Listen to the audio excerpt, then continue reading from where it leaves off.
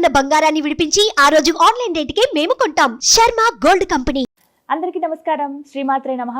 దేవీ శరన్నవరాత్రుల శుభాకాంక్షలు. ప్రస్తుతం మనతో పాటు ఉన్నారు శ్రీ శ్రీ శ్రీ ఆనంద శివకామేశ్వరి సన్నిధానం పీఠాధిపతులు శ్రీ శ్రీ శివకామేశ్వరి ఆనందమయ్య అమ్మ. మాతాజీతో మాట్లాడి ఈ నవరాత్రుల్లో ఏ రోజు ఏ రకమైన అలంకారం చేయాలి అమ్మవారికి, అలాగే ఎటువంటి నైవేద్యం సమర్పించాలి, ఏ రంగు అమ్మవారికి ప్రీతి, ఎలాంటి పుష్పాలు పెట్టాలి, ఎలాంటి నామస్మరణ మనం ఆ రోజంతా చేయాలి తెలుసుకుందాం. మాతాజీతో మాట్లాడదాం.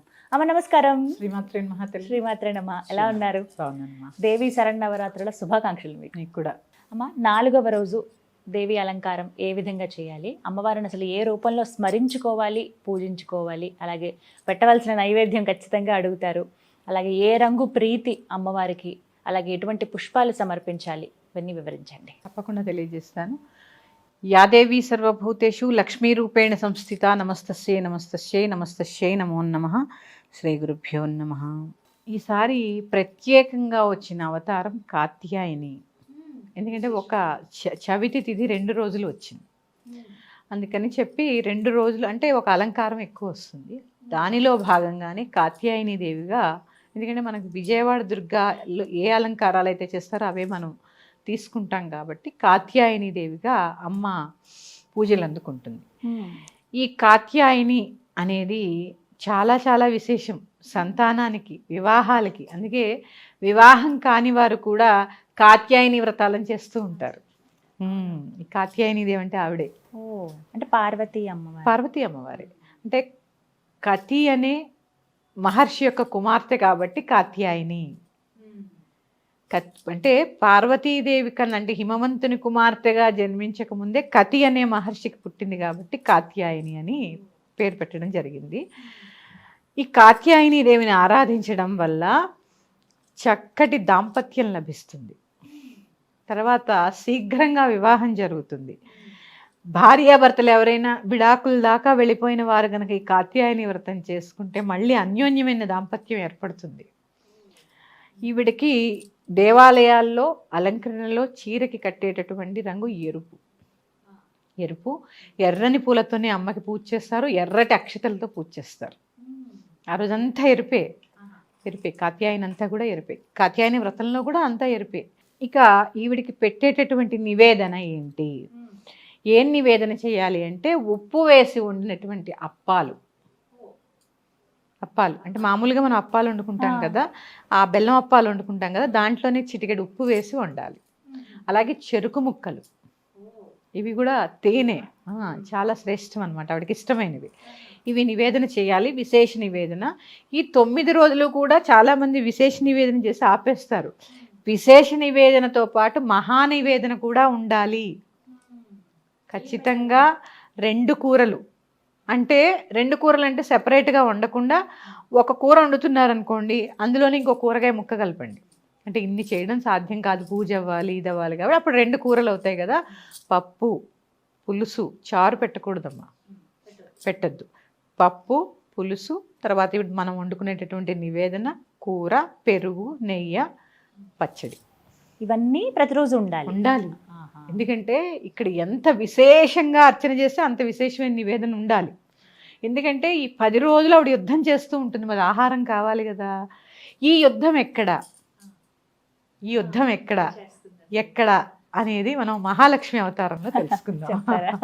ఇక ఈ కాత్యాయని దేవికి మనము చెప్పుకునేటటువంటి శ్లోకము సర్వమంగళ మాంగళ్యే శివే సర్వార్థ సాధికే శరణ్యే త్ర్యంబకే దేవి నారాయణి నమోస్తుతే. ఈ శ్లోకంతో ఈవిడికి 16 ఉపచారాలు చేయొచ్చు.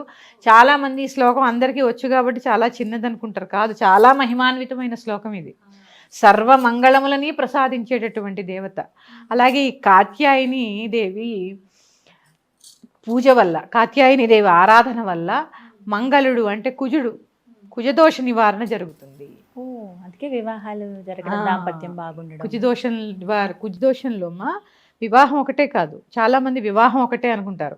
వివాహం తర్వాత చాలా గొడవలు అవుతూ ఉంటాయి వాళ్ళకి, అన్యోన్య దాంపత్యం ఉండదు, తర్వాత సంతానంలో కొద్దిగా ఇబ్బందులు ఎదుర్కొంటూ ఉంటారు. ఇలాంటి వాళ్ళందరూ కూడా ఈ కాత్యాయని దేవిని ఆరాధించడం వల్ల ఇలాంటి చికాకులు, అడ్డంకులు అన్నీ తొలగిపోతాయి.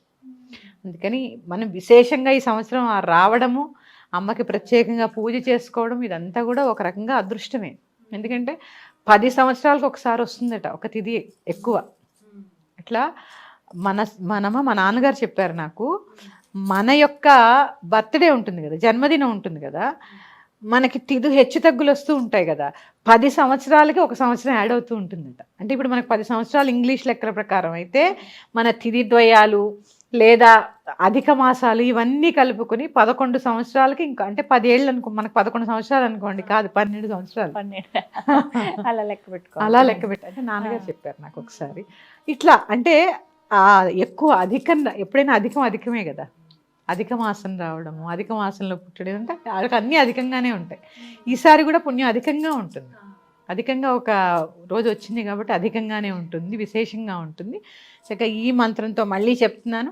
సర్వమంగళ మాంగళ్యే శివే సర్వార్థ సాధికే శరణ్యే త్ర్యంబకే దేవి నారాయణి నమోస్తుతే. ఈ శ్లోకంతో మీకు ఎన్నిసార్లు కుదిరితే అన్నిసార్లు జపం చేయండి. ఇది చాలా విశేషం అమ్మ, సర్వ మంగళాలని ప్రసాదిస్తూ ఉంటుంది. ప్రతిరోజు ఈ శ్లోకంతో దీపారాధన చేయడం వల్ల ఆ ఇంట్లో ఎటువంటి అమంగళాలు ఉండవు. సాధారణంగా కూడా ఇలా చేసుకోవచ్చు. ఇలా మీకు అంటే ఒకటి మాత్రం చెప్తున్నాను, సాత్విక ఆరాధనే చేయండి. ఎప్పుడూ కూడా గృహస్థు సాత్వికమైన ఆరాధనే చేయాలి, సాత్వికంగానే ఉండాలి, సాత్వికమైన ఆహారాన్ని భుజించాలి. 9 రోజులు ఎట్టి పరిస్థితుల్లో జంతుబలి కూడదు, మాంసాహారం భుజించరాదు. జంతుబలి ఎప్పుడూ కూడదు, మాంసాహారం కూడా భుజించరాదు. ఉల్లి వెల్లుల్లి కూడా దూరం పెట్టేయాలి. పెట్టాలి ఖచ్చితంగా.